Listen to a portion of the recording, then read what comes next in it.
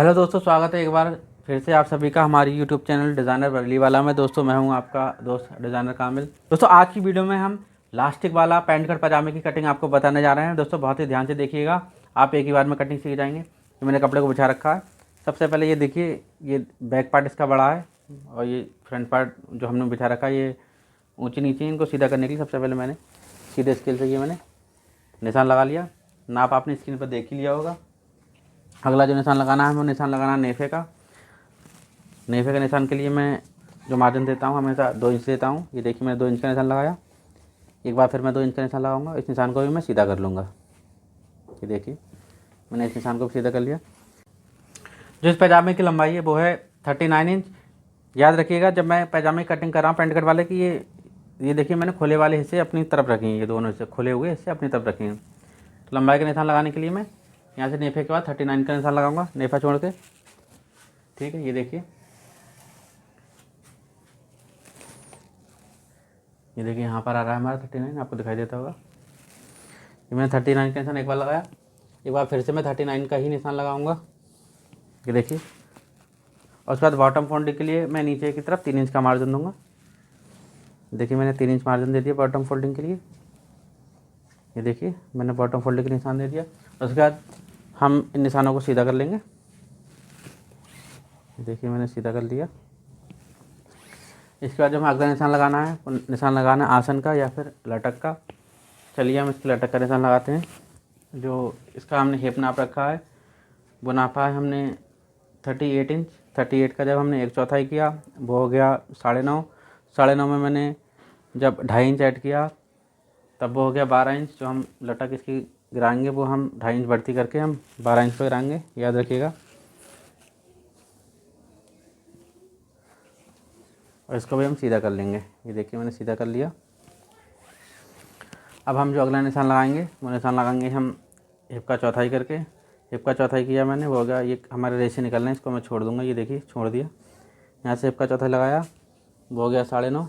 इसमें मैं 2 इंच की लूजिंग दूंगा। ये देखिए, और हमारी 1.25 इंच की फ्लाई आगे बन के आएगी। ये देखिए मैंने फ्लाई का निशान लगा दिया। इसके बाद इसे नाप लेना है, ये कितना हो रहा है किनारे तक बिल्कुल कपड़ा जहाँ से हमारा रेशे भी स्टार्ट है। ये देखिए ये हो रहा है हमारा 12 इंच।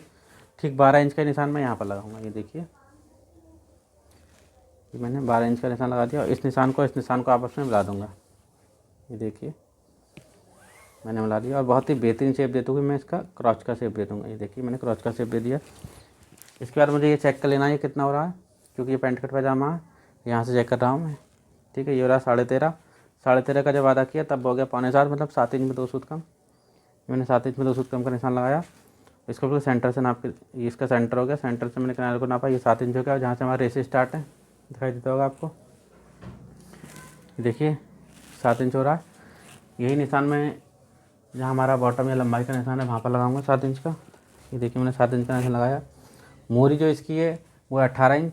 18 का आधा हो गया 9 इंच। 9 इंच को मुझे सेंटर पार्ट में 2 भागों में बांट के लगाना है। 4.5 का निशान मैं इस तरफ लगाऊंगा और 4.5 इस तरफ लगाऊंगा। ये देखिए इस तरीके से मैंने मोरी का आधा निशान लगा लिया।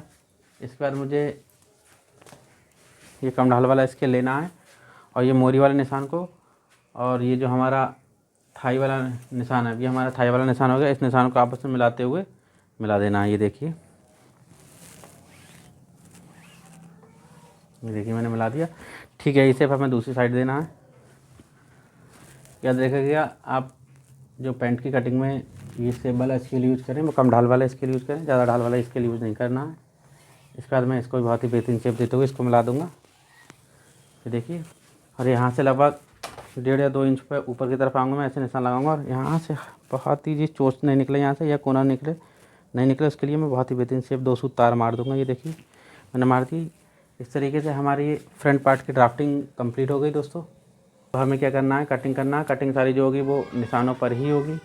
याद रखिएगा ये थोड़ा टमी पर्सन है, इसलिए मैं इसमें आधा से 1.25 इंच जो लटक है वो डाउन करूँगा। ये देखिए मैं लगभग 1.25 इंच मैंने लटक को डाउन कर दिया। फिर से एक बार मैं लटक को डाउन करूँगा। ये देखिए इससे क्या होता है, हमारा पैजामा ज़्यादा प्रॉब्लम नहीं देता है। अभी जो मैं कटिंग करूँगा वो डाउनिंग के निशान पर नहीं करूँगा, पहले सीधे निशान पर ही कटिंग करूँगा।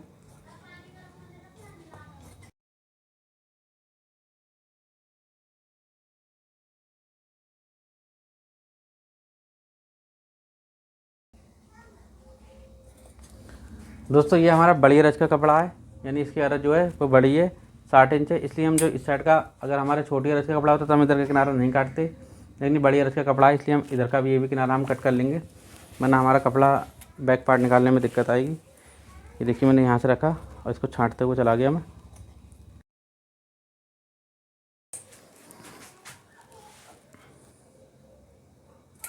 जी मैंने पुटका लगा लिया। बैक पार्ट के लिए मैं कपड़ा बिछा लेता हूँ। कुछ नहीं करना होता, अगर हमारा बड़ी अरज का कपड़ा होता है तब ये जो बैक पार्ट में जो बचा हुआ कपड़ा होता है इसको हमें बस ऊपर कर देना है नीचे कपड़े को, और खुली वाली साइड को अपनी ही तरफ रखना है।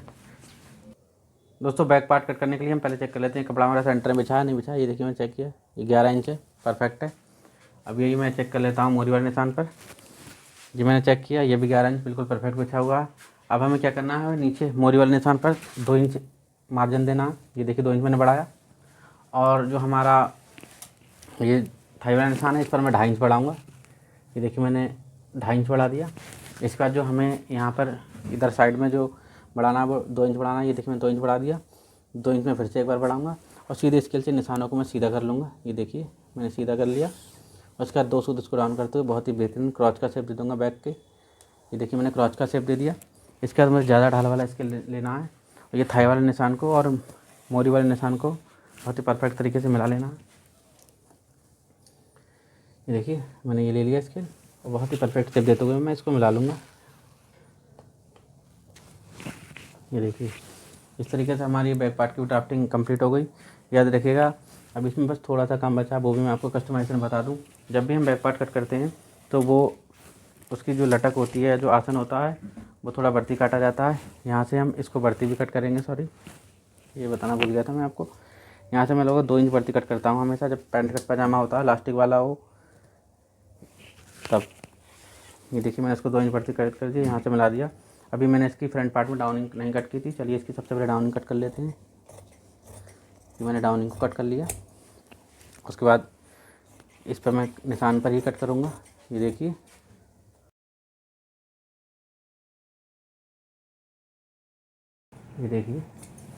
अब हमें इसके इधर साइड से भी कट कर लेना है। इसको कटिंग जो करता हूँ मैं हमेशा ऊपर की तरफ से करता हूँ।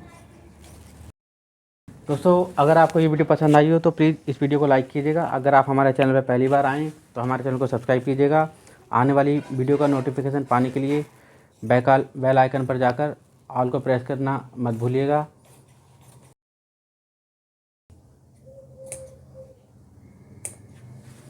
दोस्तों वीडियो को लास्ट तक देखने के लिए आपका दिल से धन्यवाद, शुक्रिया। जय हिंद, जय भारत।